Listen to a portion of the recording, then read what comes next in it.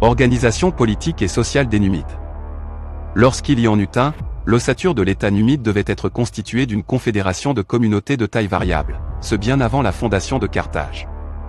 Dès la fin du Néolithique, la famille et le clan s'étaient érigés en modèles pouvant assurer la continuité et la solidarité des générations. Il y eut certainement très tôt le besoin de former des groupes de clans, tribus, ayant de fortes affinités culturelles et cultuelles, surtout lorsque la menace d'être vandalisé se faisait sentir. Il faut rappeler que la révolution néolithique a conduit l'homme préhistorique, de plus en plus sédentaire, à accumuler ses premières richesses de cultivateurs-éleveurs, richesses qu'il fallait désormais protéger. Des villages ont dû se fortifier, des tribus importantes ont pu se former, mais je n'irai pas jusqu'à parler, comme le fait l'historien algérien Mahfoud Kadash, de citer au sens où nous l'entendons. En tout cas, pas avant que l'histoire ne nous le révèle par la preuve archéologique. Dès le XXe siècle avenue Jésus-Christ, il est fort probable que des chefs de guerre aient pris, par moments tout au moins, les affaires intertribales en main. Ces aguélides ont pris de plus en plus d'importance au cours du temps, et l'histoire nous en apprend un peu plus à partir du IVe siècle avant notre ère. De la société berbère aux premiers royaumes indépendants. Les fouilles archéologiques révèlent, en de nombreuses stations préhistoriques, une accumulation importante de mobilier, outils, armes.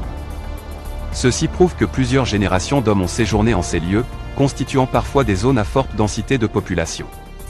À en croire Hérodote, la famille berbère protohistorique était bâtie en mode patriarcal, c'est-à-dire constituée d'un homme qui sera le chef de famille, accompagné de ses épouses. La polygamie était fréquente, le célibat fort rare et de leurs enfants.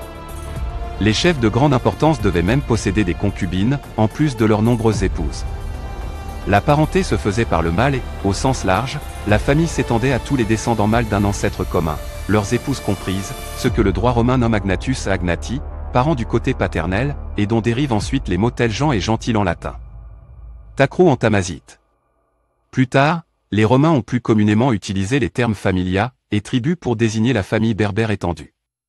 Cette parenté de sang était renforcée, dans la vie commune, grâce à une soumission incontestable de tous aux plus âgés des hommes de la famille.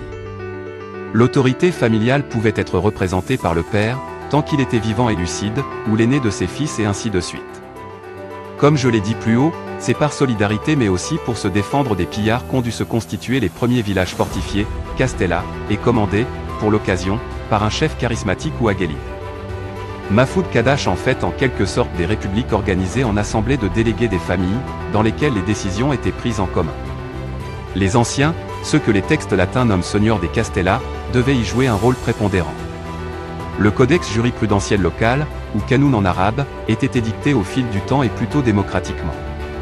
L'exécution des lois ou des décisions collégiales était confiée à un magistratus, en latin, genre de maire représentant la communauté des villageois, Jema en arabe, et Tarba en tamazique. Organisation politique et sociale des Numides. Lorsqu'il y en eut un, l'ossature de l'État numide devait être constituée d'une confédération de communautés de taille variable, ce bien avant la fondation de Carthage. Dès la fin du Néolithique, la famille et le clan s'étaient érigés en modèles pouvant assurer la continuité et la solidarité des générations. Il y eut certainement très tôt le besoin de former des groupes de clans, tribus, ayant de fortes affinités culturelles et cultuelles, surtout lorsque la menace d'être vandalisé se faisait sentir.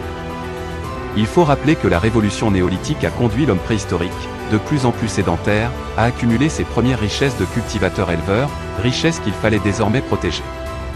Des villages ont dû se fortifier, des tribus importantes ont pu se former, mais je n'irai pas jusqu'à parler, comme le fait l'historien algérien Mahfoud Kadash, de citer au sens où nous l'entendons.